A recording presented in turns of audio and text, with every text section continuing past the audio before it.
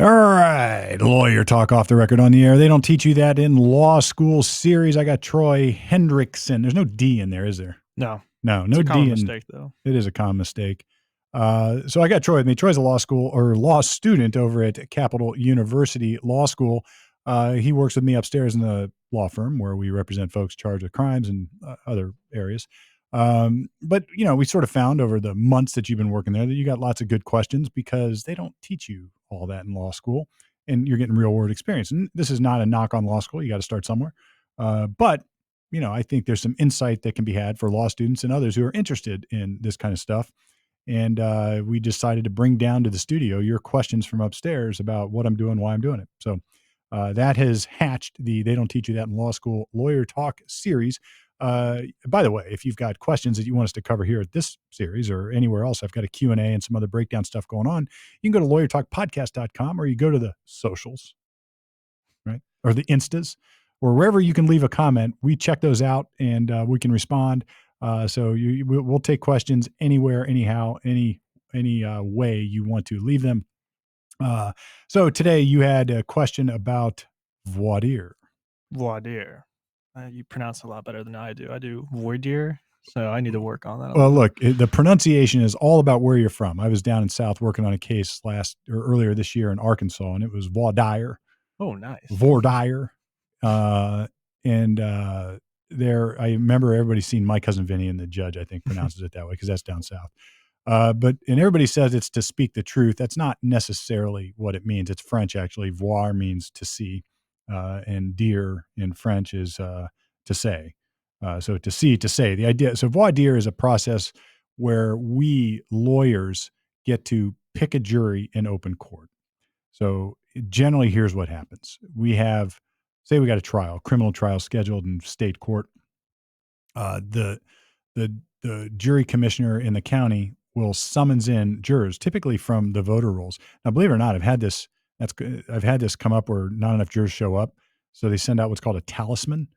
So literally, I've had a bailiff out walking around the street saying, "Hey, you, come on in. You're going to be a juror today."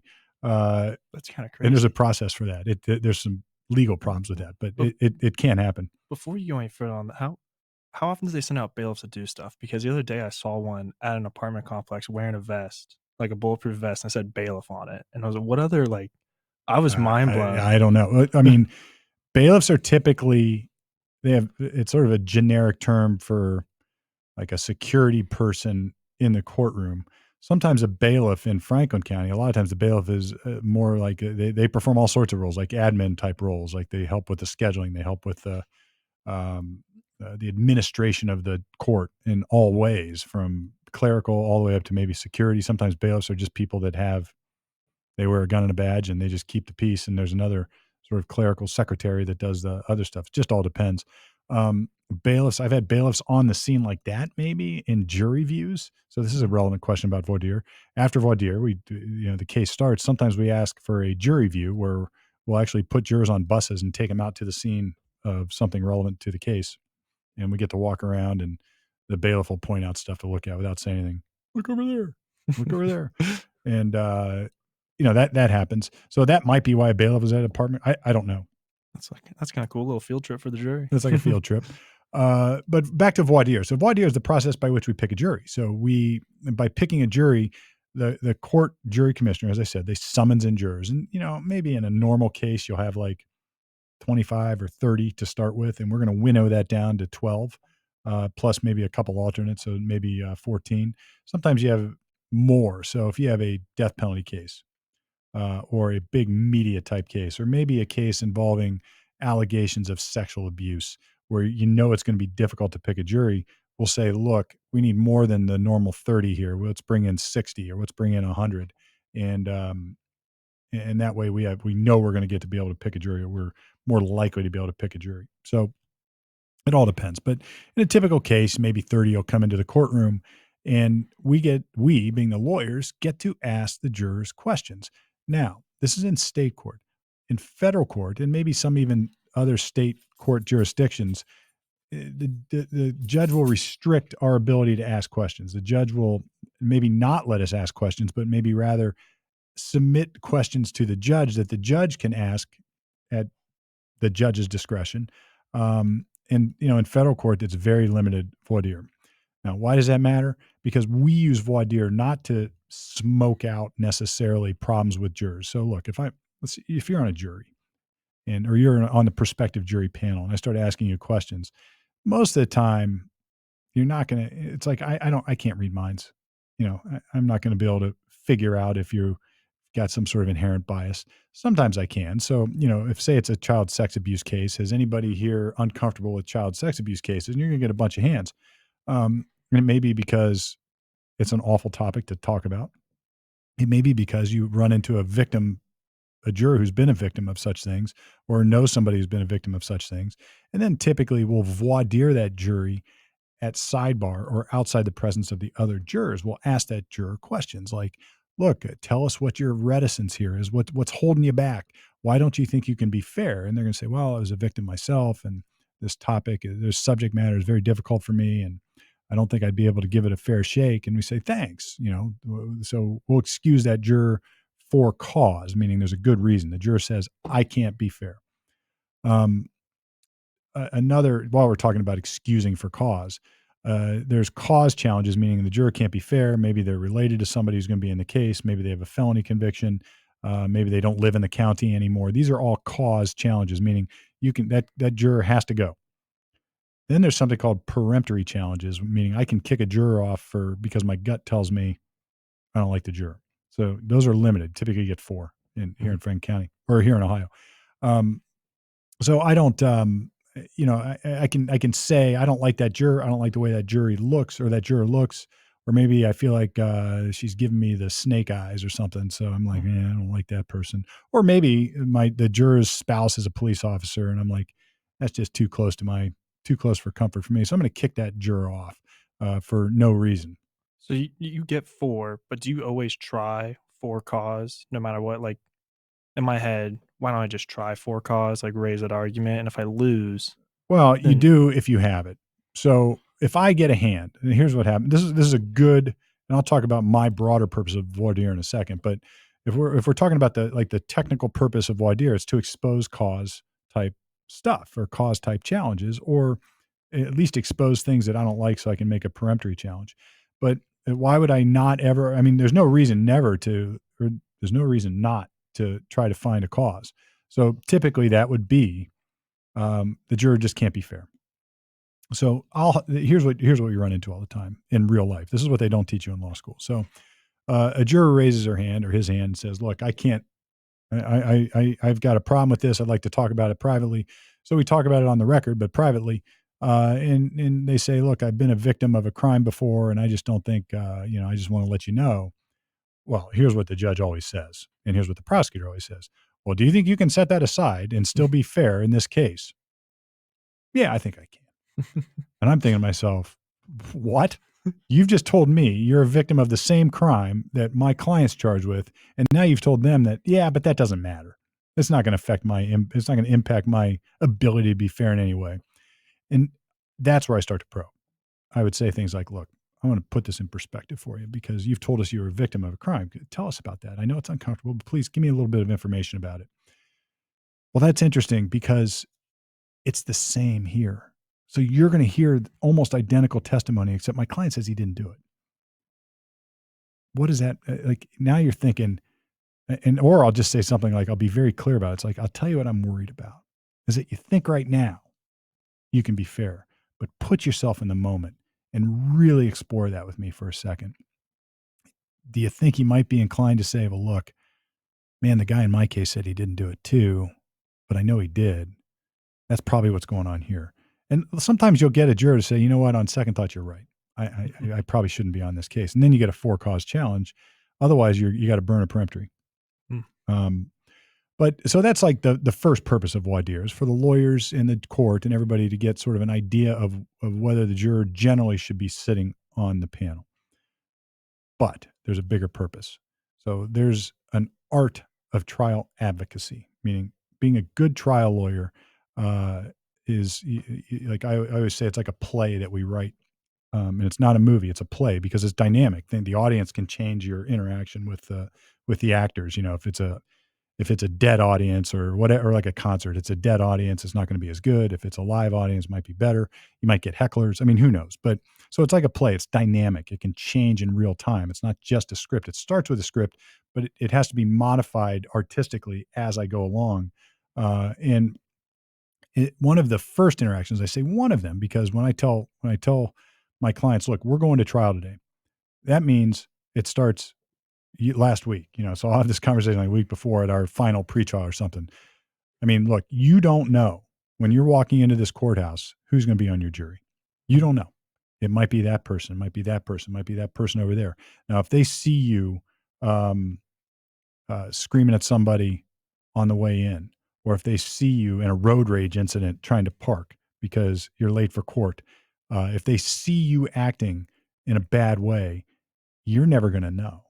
So the trial starts literally the week before, or even more than that, as we're trying to figure out who's going to be on our jury, because you don't want to expose yourself as being a jackass Mhm. to somebody who might later sit on your jury. So at a minimum, it starts the morning of. As we're walking into court, we do it professionally, we do it courteously. Sometimes there's a perp walk where there's cameras. I've done this many times where I'm walking in with my client on the camera, and everybody's everywhere, and it's really easy to get flustered. But you got to stiff upper lip, walk right in. So we're already portraying what we want the jurors to see and to hear. And we don't want to create any inherent dislike by any juror just because we acted like an idiot on the way into court, or we screamed at the security guard because we didn't feel like they should search our bags. So that starts right away. The perp walk, like, do you do the, what is the one that I always see celebrities do where they, like, put the hoodie over top their face and stuff like that? I see, but I don't do that. And look, I've had clients, very high publicity clients, and I don't do that. I'm like, look, everybody knows who that person is. Mhm. Everybody knows there's going to be photo ops, and you might as well just stand there. I'm not going to say be proud because pride's got its own problems. But look, this is what it is. We're not going to run from it. We're not going to hide from it. The media is interested in you. We're not going to bask in it.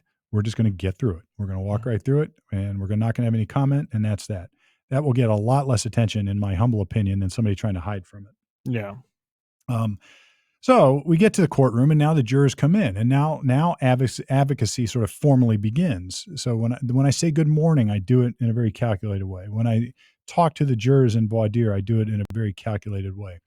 I have the themes and theories of my defense, what I'm going to do in this trial, already up here on my paper, incorporated into my very being as I present this case.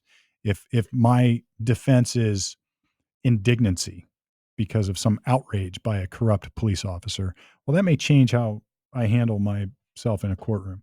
If it's something where I'm looking for sympathy, that may change my tone. All of it matters because, as my mentor, my late great mentor, used to say, we begin to weave the theories and themes of our case at the very first opportunity with the jury. And that means when I'm doing voir dire.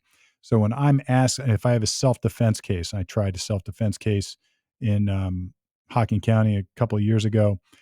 I voir dired about how many people own a home, who owns a home, and then you start to get to, has anybody ever heard about your home as your castle? What does that mean? Why does it mean that? And then, you can start talking about how many jurors own firearms and what that means, whatever it is. These are obvious ones. There's more subtle Mhm. things you can do. You can talk about how they would look at somebody and how they might ascertain whether somebody's credible. But the idea is to sort of plant the seeds of your defense through the questioning during voir dire, at the same time, not run afoul of the rules that the court has put in place. Because here's what we never do. We never indoctrinate a jury. We're not allowed to indoctrinate a jury. Remember that. We can't indoctrinate a jury.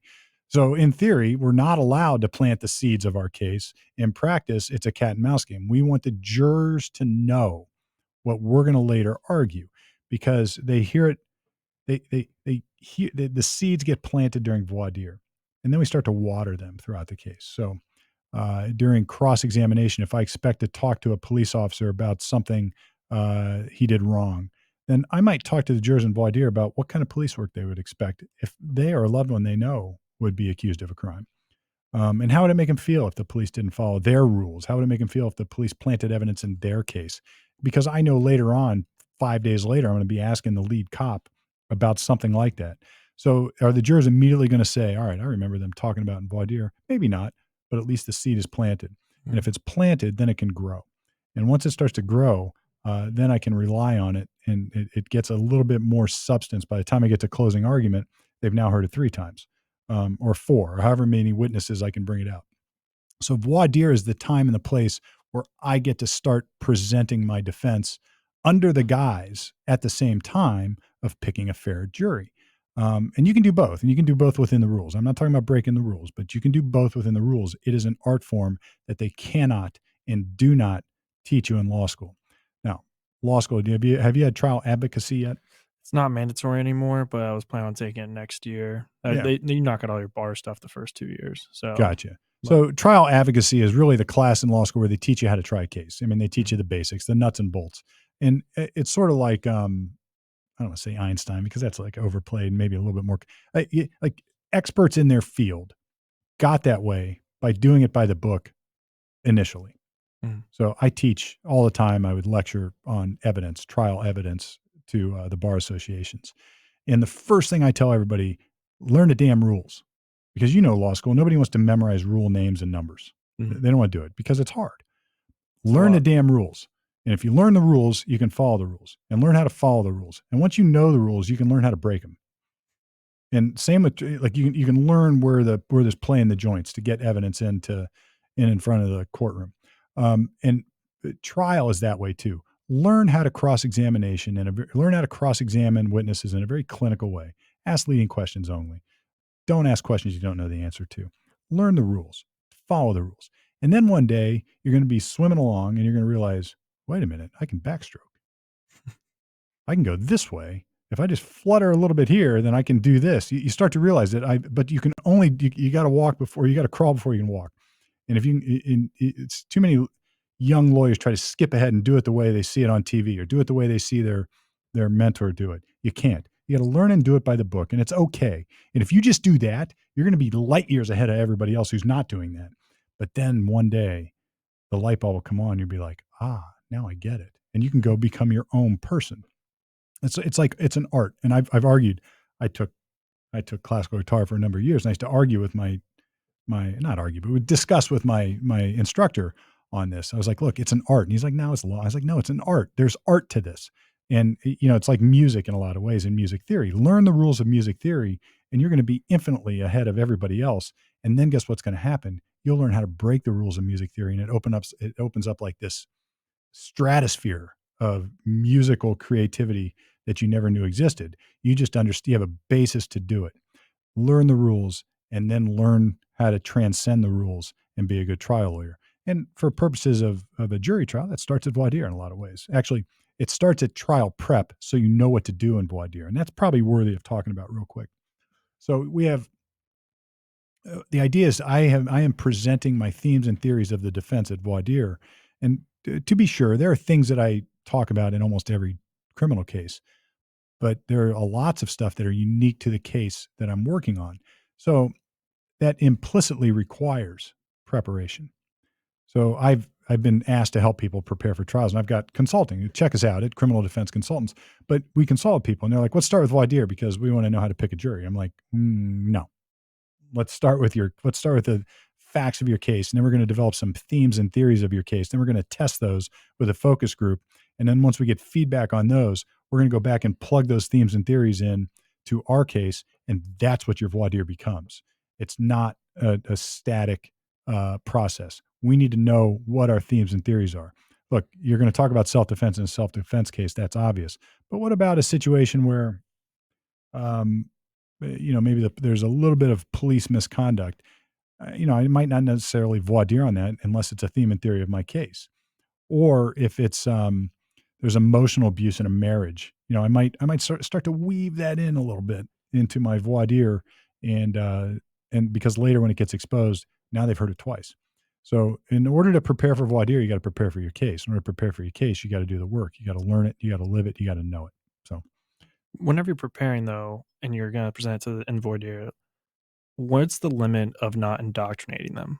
Like, what when is you going hear too when far? you hear objection And the judge says sustained. Okay. Look, here, it's a good question though. And I think maybe a law professor did tell me this, but it's sort of, it needs to be said. I always ask if I go into a courtroom, even my backyard over here at Franklin County, I will always ask somebody who knows, how's this judge on voir dire? What can I do? What can't I do? I don't want to walk into a situation where I don't know the rules, because there are the rules that are written and then there's the rules in practice. And it may be as rudimentary as understanding the mechanics of how that judge conducts voir dire. Does that judge put 12 jurors initially in the jury box and I can only ask them questions without talking to the other prospective jurors? Or does the judge expect me to ask all the jurors at the same time? Some judges play monkey move up. So if I kick one out on a peremptory or cause challenge out of the jury box, it's very helpful to know who's coming next, because you don't want to get out of the frying pan into the fryer. So if you've got a cop coming up and you kick somebody out and it's your last peremptory challenge, you know there's going to be a cop on your jury. Like, watch out. And you need to know how the judge does voir dire in order to make those decisions. But you also want to know, I always ask somebody, maybe public defenders are a great resource because they try tons of cases. I'd go to a public defender and say, what's the judge like on voir dire? Am I going to be able to do this type of thing or that type of thing? Am I going to be able to get away with asking these questions? And you're going to get answers across the board. Some judges are very liberal and they love it, seeing a good creative voir dire. Other judges are very strict and they hate it, and they're going to stop you. I always try to avoid being reprimanded in open court for something that I could have prevented. So how far is too far? I almost always know when I'm going too far, and I'll dial it back because you can sense it in the room. Like, you can see the prosecutor about to jump up, or you can just feel that the judge is about to intervene. So I'll back off and go a different direction. Again, that's experience that they can't teach you in law school. No. So, all right. Well, look, if you got questions, you got comments about the voir dire process, you think you can do it, you think you can hang with the Lawyer Talk crowd, shoot us a comment and ask us a question. Or if you want us to discuss something, I'll be happy to do it. Till now, Troy is bringing us lots of questions, and we're more than willing to answer yours too. You can check us out at Lawyer Talk Podcast on all the socials. Leave comments, like, share, subscribe. We appreciate it. This is Lawyer Talk, off the record, on the air. They don't teach you that in law school, at least not today. Hey, Steve Palmer here from Lawyer Talk. Thanks for listening. Hope you enjoyed it. Check us out, all our social media. Like, share, interact, ask your own questions. We're here for you.